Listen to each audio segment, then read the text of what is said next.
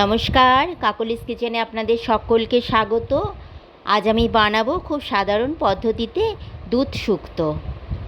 প্রথমে শুকনো খোলায় আমি রাঁধুনি আর পাঁচফোড়ন দিয়ে হালকা নেড়ে চেড়ে একটা ভাজা মশলা তৈরি করে নেব।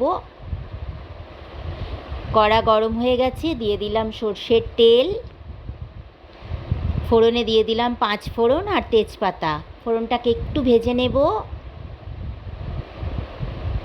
তারপর দিয়ে দেবো আদা বাটা। আদাটা একটু নেড়ে চেড়ে কাঁচা গন্ধটা চলে যেতেই দিয়ে দেবো আগে থেকে ভেজে রাখা আলু, পেঁপে, কুমড়ো, রাঙা আলু, কাঁচকলা, গাজর, বরবটি দিয়ে ভালো করে সমস্ত সবজিকে ভালো করে মিশিয়ে নেড়ে চেড়ে নেব। নিয়েই দিয়ে দেবো সর্ষে বাটার ওপর থেকে জলটা। ভালো করে মিশিয়ে নিয়ে একটু ফুটতে দেব। ফুটে গেলেই দিয়ে দেবো আগে থেকে ভেজে রাখা সজনে ডাঁটা, উচ্ছে, বেগুন। আবারও ভালো করে মিশিয়ে নেব। এরপর দিয়ে দেবো নুনটা দিয়ে আবারও ভালো করে মিশিয়ে নিয়ে দিয়ে দেবো দুধ।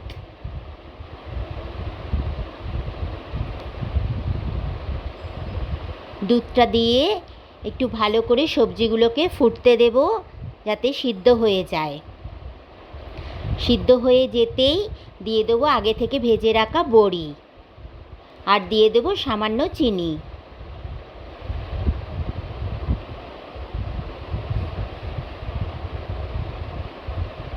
এবার আমি দিয়ে দিলাম ভেজে রাখা গুঁড়ো মশলাটা আর দিয়ে দিলাম বেশ খানিকটা ঘি।